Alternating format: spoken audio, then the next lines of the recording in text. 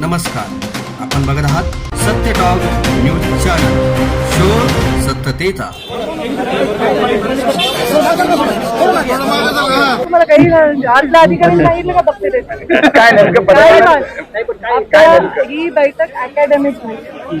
मी इथे पर्यावरण मंत्री म्हणून आणि संपर्क मंत्री म्हणून मला कुठलेही बंधन नाही की कुठल्या क्षेत्राची बैठक. काही गोष्टीविषयी माझा स्वतःचा आक्षेप होता, तो म्हणजे प्रदूषणाचा. काही तक्रारी आल्या, काही पेपरमध्ये बातम्या आल्या, त्या अनुषंगाने राखेचं प्रदूषण तसंच मुरुमाचा इलिगल काढणे आणि वाळूचा इलिगल उपसा आणि हे सगळ्या माफिया याच्या संदर्भामध्ये आपण बैठक घेतलेली आहे.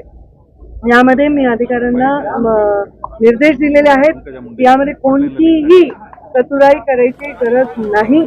आपण जे निर्णय मी आता दिलाय त्या निर्णयाप्रमाणे जर कारवाई नाही झाली तर त्या अधिकाऱ्यांना सुद्धा कारवाईला सामोरं जावं लागेल. प्रदूषण नाही झालं पाहिजे. राखेचं आम्हाला राख कोण घेते, कितीला विकते, कितीला घेते आमचा विषय नाही. ती बंद कंटेनर मधनं झाली पाहिजे. ती इलिगल त्याची वाहतूक नाही झाली पाहिजे. याच्याबद्दल सक्त सूचना मी दिलेल्या आहेत आणि पोलीस एसपींना सांगितले की त्यांना सहकार्य करा ऍक्शन घेण्यासाठी, कारण ते घाबरून ऍक्शन घेतात. वाळूचा अवैध उपसा हा थांबवला पाहिजे. याच्यासाठी तंत्रज्ञान वापरून रेव्हेन्यूचे आणि एसपीचे ह्याचे पोलिसांचे अधिकारी वापरून ह्याच्यामध्ये तात्काळ त्याच्यावर निर्बंध आणले पाहिजेत.